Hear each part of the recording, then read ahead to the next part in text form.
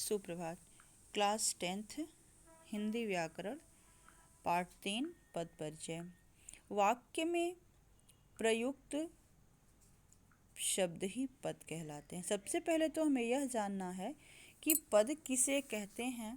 तो वाक्य में प्रयुक्त शब्द ही जो हैं पद कहलाते हैं।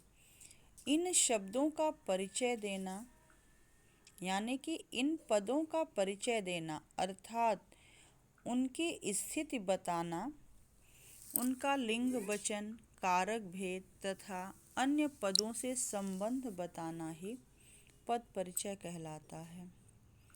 दूसरे शब्दों में वाक्य के अंतर्गत किसी भी शब्द की भूमिकाओं का परिचय देना पद परिचय कहलाता है। अब देखिए, पद परिचय के लिए किन किन पहलुओं की जानकारी आवश्यक होती है या अपेक्षित होती है। तो पहला है संज्ञा, जैसे संज्ञा के तीनों भेद, लिंग वचन कारक, क्रिया के साथ संबंध। फिर सर्वनाम, तो सर्वनाम के भेद, पुरुष, लिंग वचन कारक, क्रिया के साथ क्या संबंध है। फिर है विशेषण, विशेषण के भेद, लिंग वचन विशेष्य अवस्था आदि। फिर है क्रिया, क्रिया में दो क्रियाएं हैं, सकर्मक और अकर्मक, फिर उनका लिंग भेद वचन आदि।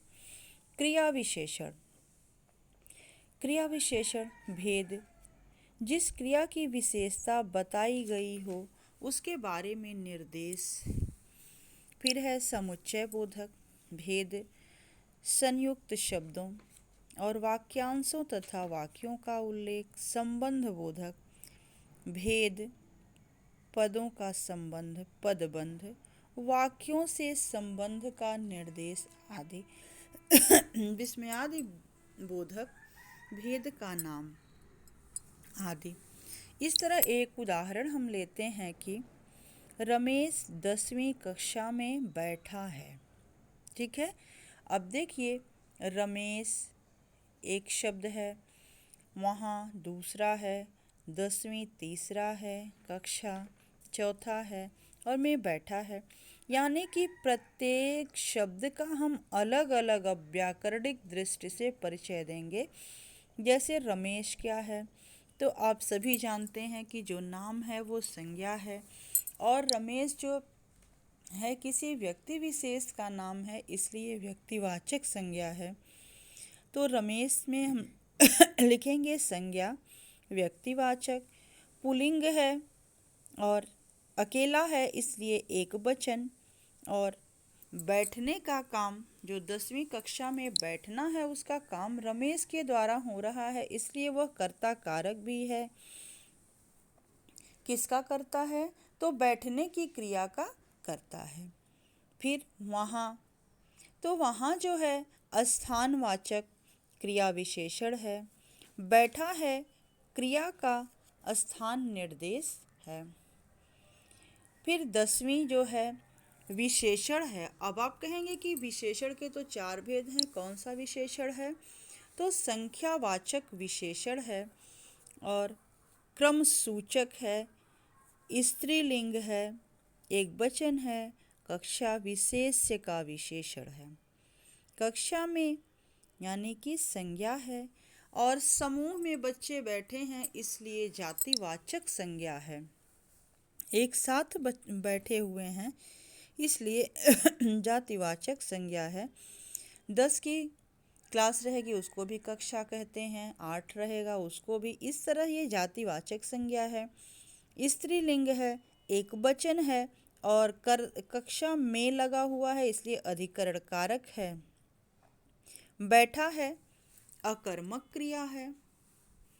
पुल्लिंग है, एक वचन है, अन्य पुरुष है और इस तरह कर्तृवाच्य है रमेश कर्ता का। दूसरा उदाहरण हम लेते हैं कि यह छात्र बहुत चतुर है। अब देखिए, यह जो है यह विशेषण है। लेकिन कैसा विशेषण है? संज्ञा से पहले लगा हुआ है, इसलिए यह सार्वनामिक विशेषण है, पुल्लिंग है, एक वचन है। फिर छात्र, तो छात्र जो है जातिवाचक संज्ञा है, पुल्लिंग है, एक वचन है और कर्ता कारक है। बहुत, बहुत जो है परिमाणवाचक विशेषण है। चतुर विशेषण का प्रविशेषण है, यानी कि जो विशेषण की विशेषता बताते हैं उन्हें हम प्रविशेषण कहते हैं। चतुर यानी कि गुणवाचक विशेषण, पुल्लिंग, एक वचन है। अपूर्ण, अकर्मक, अस्तित्व बोधक, कर्तृवाच्य, लड़का कर्ता की क्रिया है। धन्यवाद।